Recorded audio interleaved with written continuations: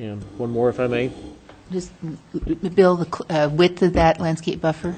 It'll vary between 10 and 14 feet. It can be reduced if it's irrigated underneath the code. Thank you. Wayne, go ahead, please. And did we not have at one time some discussions about doing away with and not having flagpole lots in residentials? Or is that just, did I have just one of the dreams I had one night? Not that I'm aware We of. never had that discussion. Not that I'm aware of. Okay. No. Bill, we never, No, we've never had an open discussion about prohibiting the use of flagpole lots. We do try to limit them because they do create a slight Right. issue for emergency services and access and be able to identify the property. It's a little uncommon. We don't typically see them in new subdivision plans. We typically see them in lot division activities in existing developed neighborhoods where somebody divides a property and creates a flagpole lot. But there are a great number of them in the city itself, and we haven't taken any action currently to prohibit their use. well, and that was what brought this thought, and I knew we had that discussion, because we do have a number of flagpole lots, and they do create a problem. But the operative word was limited and not prohibited, so. And if I may comment, they're typically used where the property is overly deep, and your alternative is a cul-de-sac that the city would have to maintain, snowplow, and so forth. And so, in a situation like that, you really have two choices: either you construct a cul-de-sac to allow access to that deeper portion of the site, or you go to the flagpole configuration as the applicant is proposing. Okay, thank you. Okay. Other questions for staff? Yes, Walter. I'm going to run the risk of embarrassing myself. Can you find the slide that was headed Parkland Exchange, I think? I saw something on it I wanted to ask you, and I did not make a note, so I may or may not be able to remember what it was. It was a list of items. Okay.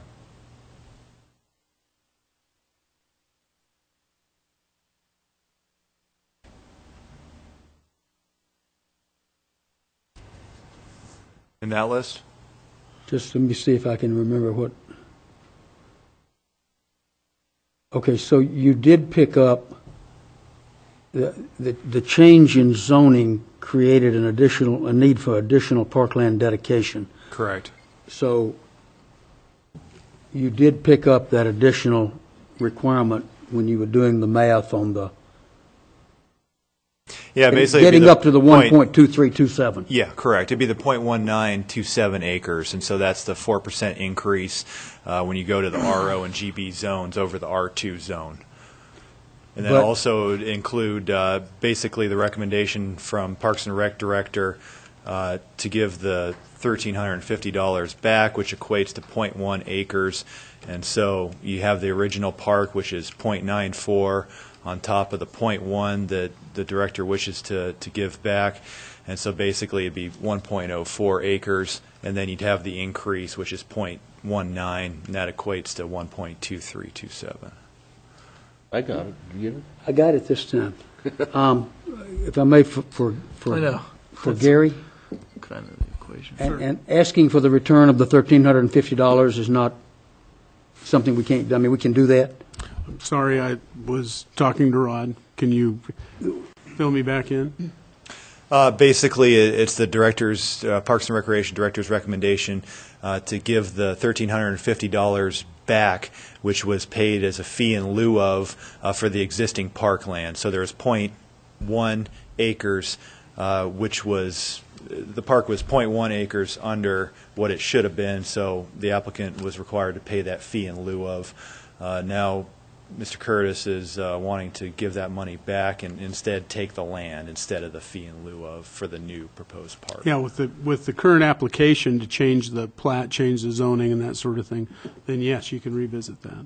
Okay, and one final question. My math, if I did it correctly, shows that going from 0.94 acres in the current park to 1.2327 in the proposed exchange would be an increase of over 30% in the park's total size. Does that sound about right? Correct? Yeah. Sounds Okay, thank you, ma'am. Tom? I didn't see it up on your slides here, but I guess it's page 121 in our packets. There was like another alternative proposed park, so it would actually be the original proposed park with two other lots to the west converted. Were you going to talk about that at all? That was submitted as public testimony, so that was from Bill Parks. Oh, okay. And that was So actually that was- submitted to our office a couple of days after the Planning and Zoning Commission hearing. Oh, I And so that was his As a proposal suggestion or as to, something. his suggestion as to I satisfy got the additional parkland dedication Okay. requirement. And the other question, if I may, Sure. was about a page in our packet that is a colored drawing, and that is, I'm having trouble zooming in on it, but it's page 105, and it says Indian Hills 6th Edition Kids Garden. Whose drawing is that? I believe that would, the drawing you're referring to, is it a larger image, color? It's an image. I guess it is, because it's, I can move it around, but I can't expand It's it. got different features on it. Yeah, or I can't shrink it or expand, I can't Sure. change the size on That it. was also an architectural student's, landscape architectural student's rendering, I believe, that Mr. Parks brought to the hearing itself for Okay, Planning so and it- Zoning Commission. It's not And from so- the applicant. No, Okay. no. If we're thinking of the same piece, no. Looks like this. That's correct. Okay, Yeah. thanks. Any other questions for staff before we open the public hearing? Walter? If it's for staff, I have one for Dwight Curtis, if I may. You bet.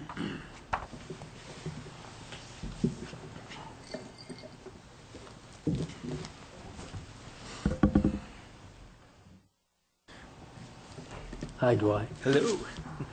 Do you agree approximately 30% increase in total park size between the current .94 and what is now being proposed by the applicant? about right. And recommended by yourself and Parks and Rec? And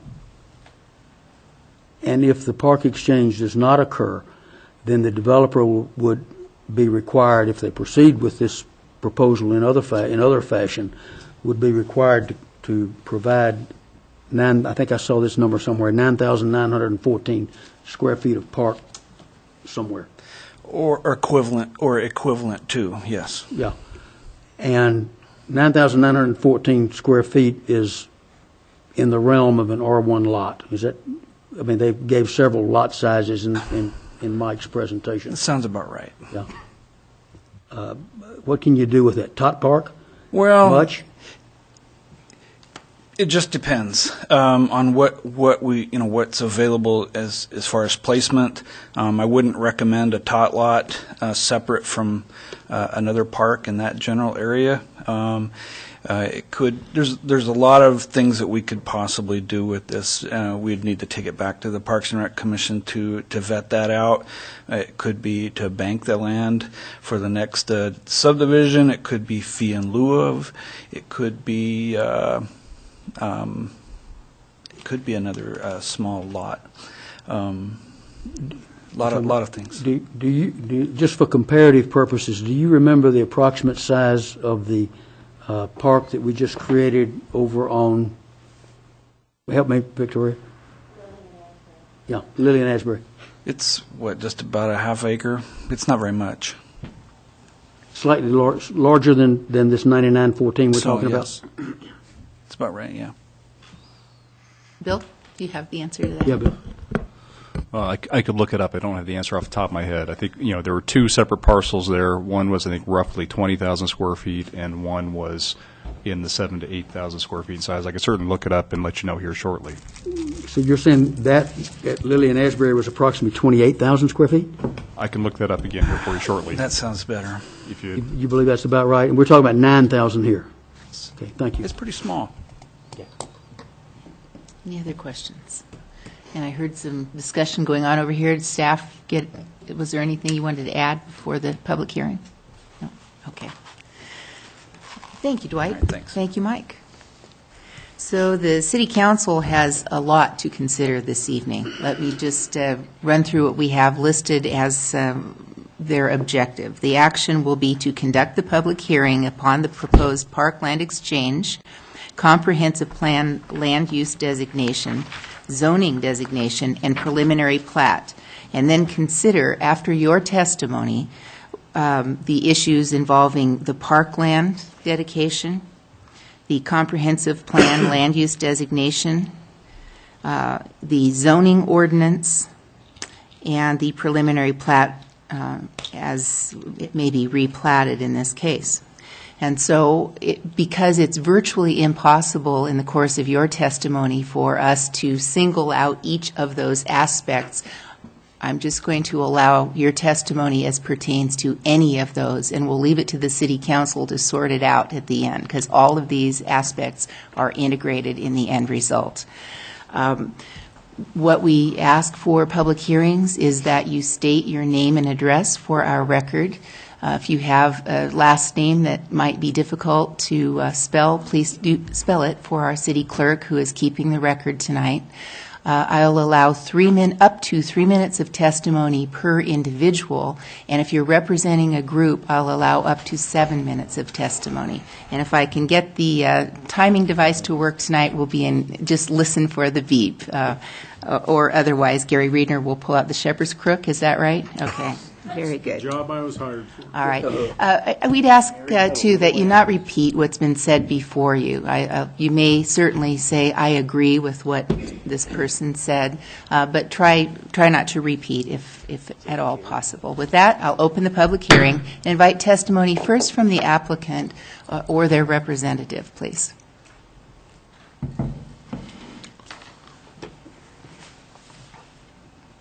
To which the 3-minute limit does not apply. I'll try to keep it under 3 minutes. Let's see.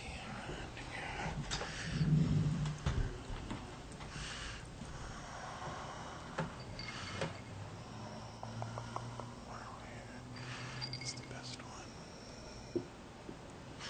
Now, that one I think would be the best. Oh, no.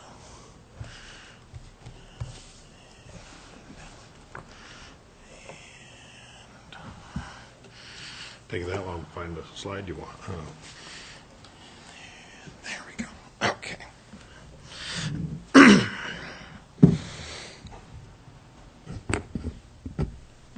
Okay. Good evening, Madam Mayor and councilors. Garrett Thompson, 1024 Pinecrest Road, and I am here tonight representing Thompson Development as the applicant. Thank you for your time this evening. As usual, the city staff has done an excellent job in preparing the presentation and working with us in reviewing the finer details of our proposal.